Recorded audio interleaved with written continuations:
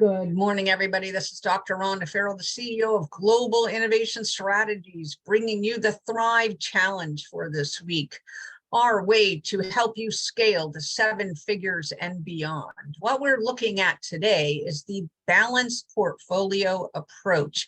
I've been working with many entrepreneurs, solopreneurs, and nonprofit organizations, etc. And when we look at the core gist of what they're trying to do, they're really attempting to make a resilient organization. And one of the ways we can craft a resilient organization is through the creation of this balanced strategic portfolio. And so as we're designing, as we're thinking through, as we are looking how to optimize our organizational outcomes and results, this portfolio approach is extremely helpful because it helps us understand, A, what are we doing currently? B, what do we want to be doing in the future? C, what's our sweet spot?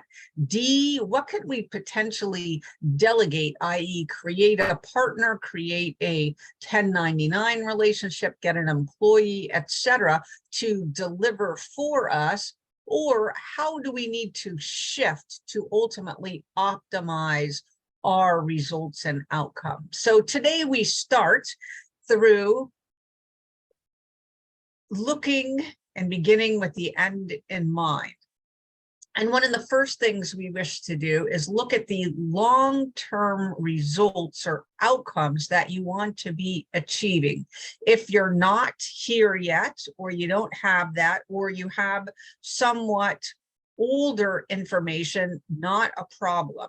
There's 5 major areas that we want to be focused on. So you can either pull out your strategic plan, pull out your annual business plan, pull out your thoughts, or just grab a fresh new piece of paper and we'll start here from scratch, helping you to scale your business to 7 figures and beyond.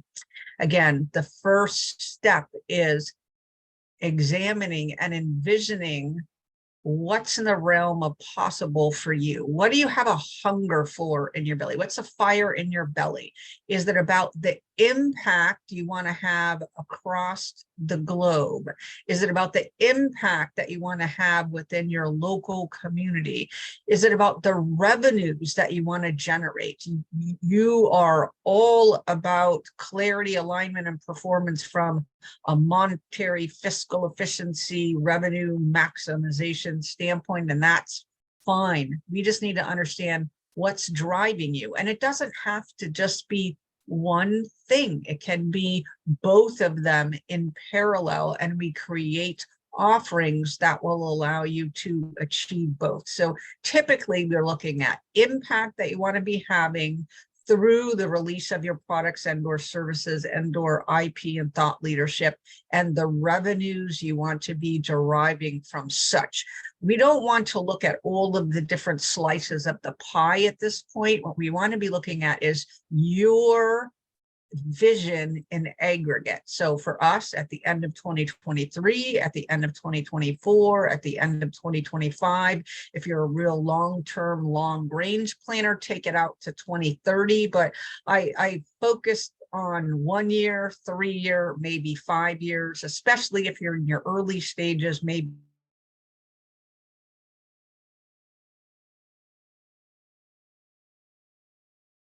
of maturation and internal growth and organizational growth that you're going to be going through and be able to capitalize on in your out years.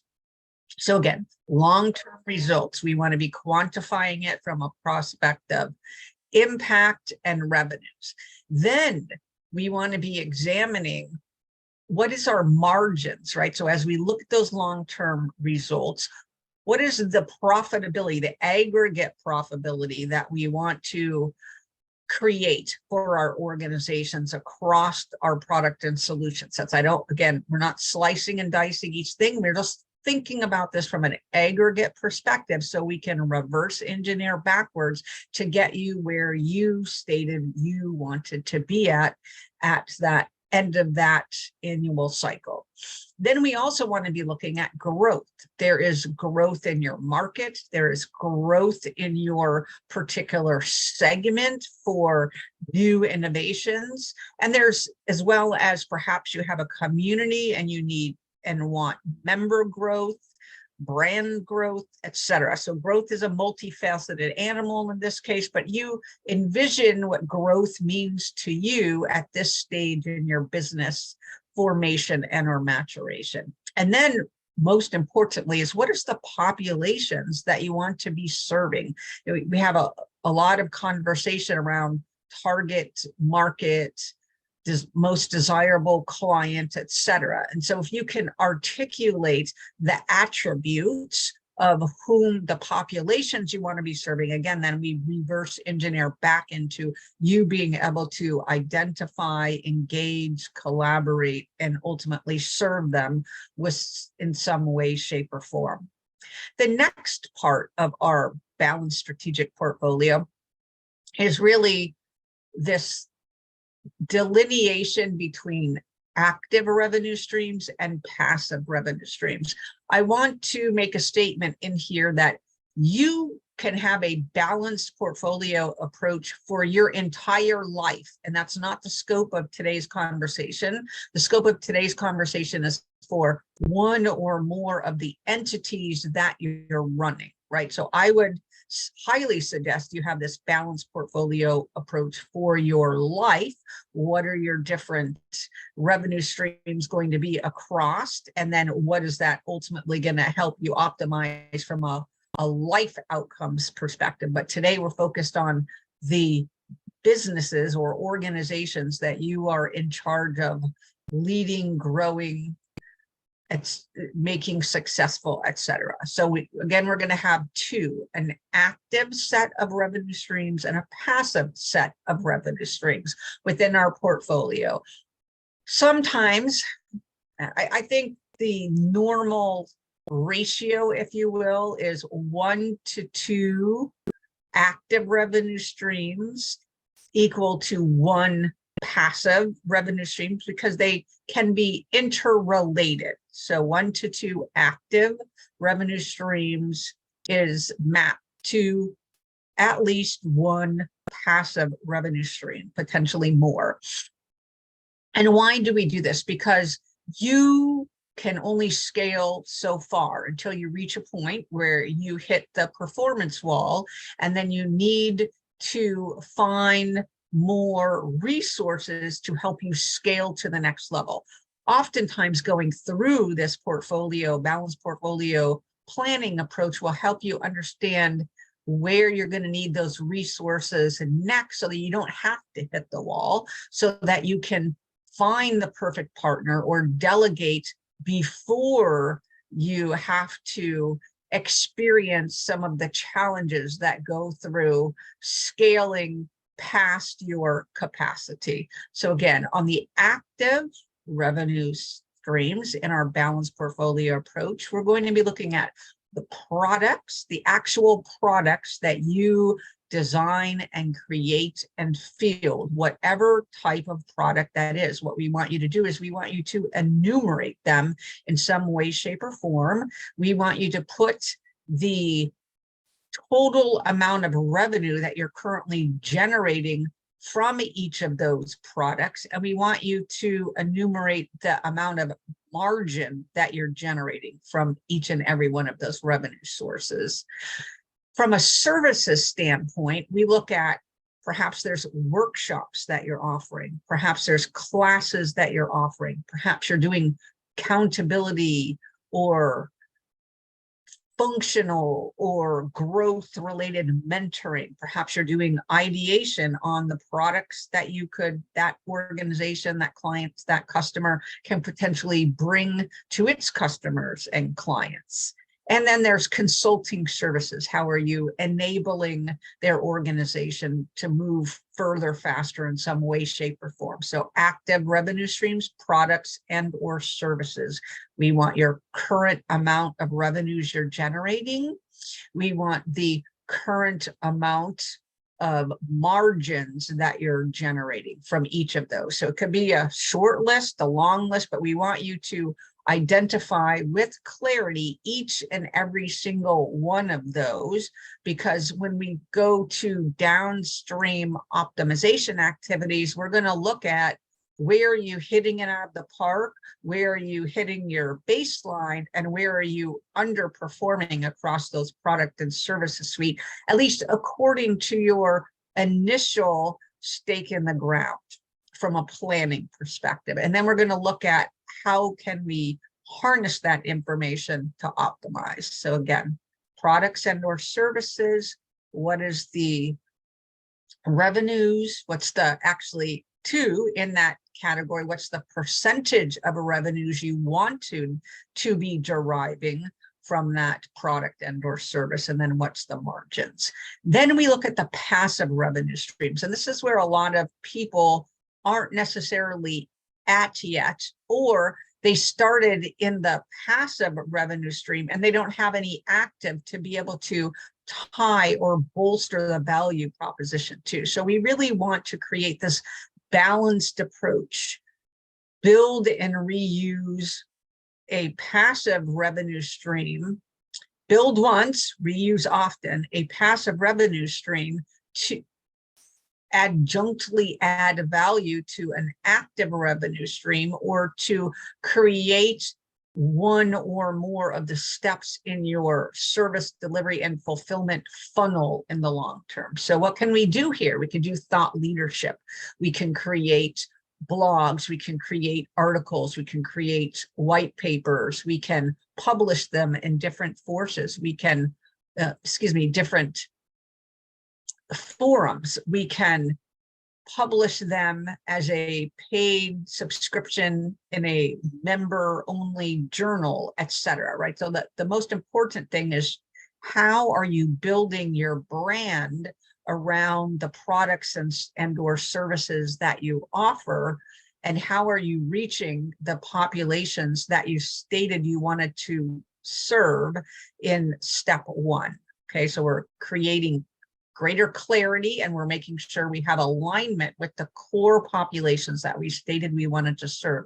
That can come in the forms of thought leadership as a way to drive awareness, and then a way to drive engagement, and perhaps also a way to drive collaboration to heighten and strengthen your value proposition. The next is, what type of intellectual property? So we can create curriculums and create courses, create books, create handbooks, create SOPs, create other things, and brand them, and then put a charge around them and make sure that you're putting intellectual property protections around them, so that they can continue in and on through their life cycle, serving the populations, again, that you've identified as most important. And it also enables you to have a licensing construct for partnering with other organizations if they wish to use your intellectual property. Next would be virtual courses, right? So this is build once, reuse often. That could be an outline of a curriculum, or it could be an actual virtual course that you chunk in some manner and either host yourself or host through some third-party entity. The next is through partnerships. This is where we want to look and pull from the portfolio of skills of Dan Sullivan, Who Not How. As soon as we know we want to, we come up with the ideas, we use other resources to field those ideas. That's a passive revenue stream. We create it once, right? We ideate, we envision, we frame it out, we outsource it for fulfillment to some other partner, allowing us to delegate the operationalization of that and the metrics, success, etc. And then we, of course, have a fee, either a partnership agreement, a consulting agreement, some type of revenue sharing, etc. And then another example of this passive revenue stream is this creation of referral agreements, of referral partnerships, where you are either providing referrals to other businesses through the populations that you're driving awareness and engagement with to other parties for information, products and services, or fulfillment purposes, or vice versa. Some other organization or entity is driving awareness, engagement of your products and or services. And again, some type of revenue sharing is going on. And then last but not least, we have a step 4. We've done our visioning, we've created active and passive revenue streams that meets the vision. We've quantified it according to current state revenues, percentage of revenues, margin with regard to cost versus revenues generated. And now we either find, again, we're above our expectations, we're at our expectations, our planning forecast for that particular product and our services, or we're below. And then for all of those, we need to make a decision periodically. Do we continue? Do we continue down that path? Do we tweak something? Do we delete something? And so our portfolio, our balanced strategic portfolio, is constantly examining for, do we just need to tweak something to get it up to baseline expectations, or was something in our assumptions incorrect? And we no longer want to pursue this because it's not adding value and it's not adding revenue, and it's disabling us from harnessing that revenue resources to expanding something that is working at a higher level. So again, optimization. One way we can do this is through minimal viable products. If we have an idea for a new product or a new service, or if you're just starting out, we run through this minimal viable product. What's the least amount of work or structure we can wrap around an offering before we get it out to our populations for consumption and use in some way, shape, or form? And then how do we really harness the power of voice of the customer to continue to refine that over time and amplify the results that we're achieving? The next is a scenario analysis. And here we're very formulaically examining, again, each of those products and services, the revenue that's being generated, the expenses associated with a percentage, and we're tweaking the percentages to amplify in a scenario manner. I want 3 of X, 2 of Y, 1 of Z, and the other one, I want 5, 3, 10, right? We're looking at different scenarios of how we aggregate to maximize either our revenues or our impact, or both, right? Ultimately, it's usually about maximizing them both, using the margins and the total revenue derived as indicators for whether we're on the right track or not. Again, so scenario analysis, very quantitative. You're basically just doing the math with regards to looking at the margins, looking at the total revenue generated, and then maximizing those things that you feel strongly about wanting to carry forward in out years, right? We even if you're, it's really up to you at this point how this portfolio shapes out. If it's more impact and less revenue, then you look at it through that lens. If it's more revenue and less impact, then you look at it through that lens. If it's equally, then you create scenarios that allow you to balance that most specifically. But the most important things is you get a better handle on where you're at from a total revenue portfolio percentage of that offering and the margins affiliated with it, so you can see how you can best slice and dice it going forward to your organizational advantage. The next thing is we can do impact surveys. So say impact is equal or greater than the monetary revenues, because you have another arm where you're generating, you have a cash cow, so to speak, right? So here we want to look at how can our organization through this offering generate more impact to the populations we said we want to serve. And so we go about doing this through surveys, through forums, through direct engagement. Again, can be easy as a social media post, a quiz, an invitation to engage on some question. Here's my question for the week. Here's my question for the day. Here's my question for the month.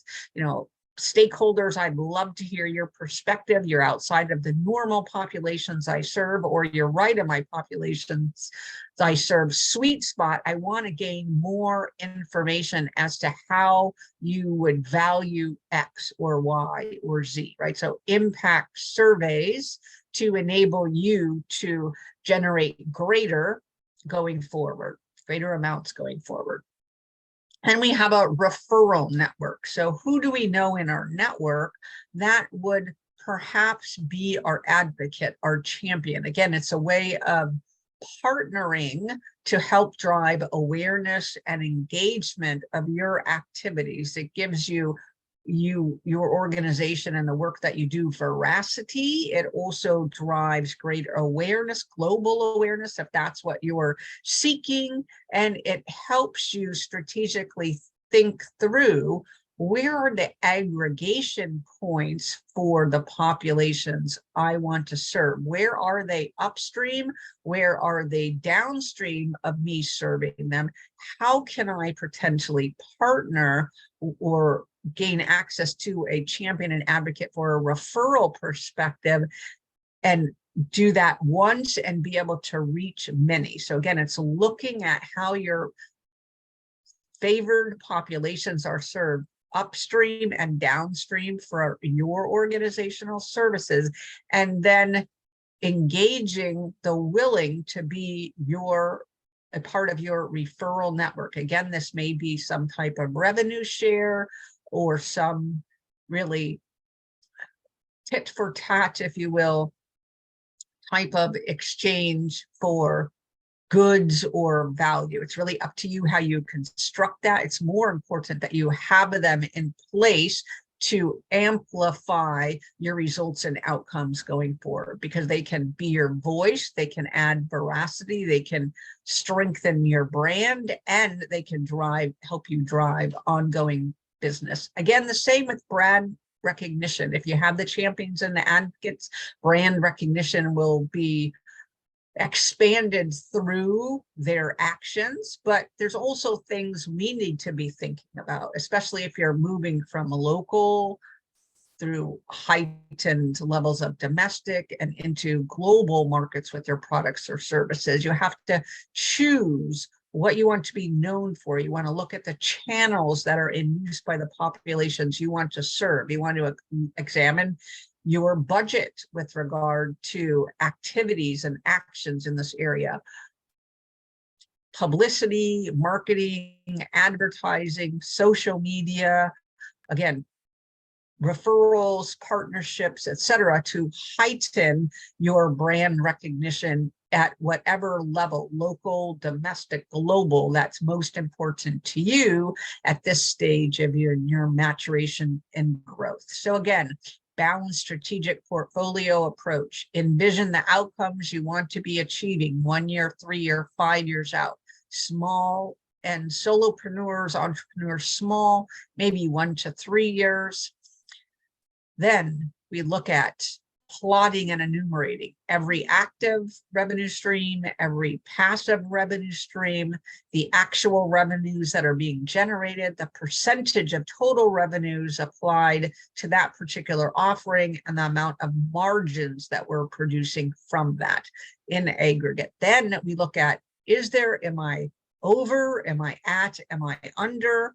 And then how can ultimately I optimize into the sweet spot of the outcomes I stated that I wanted to achieve in step 1, using MVP, scenario analysis, impact mechanisms, referral networks, and heightened brand recognition, all to enable your ongoing and greater organizational success. Again, this is Dr. Rhonda Farrell, the CEO of Global Innovation Strategies. I hope this session has been of value to you.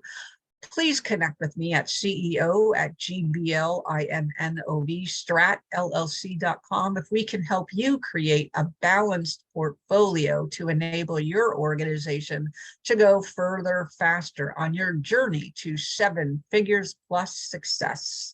We'll join you next week with more tips, techniques, and tools to help you achieve your goals.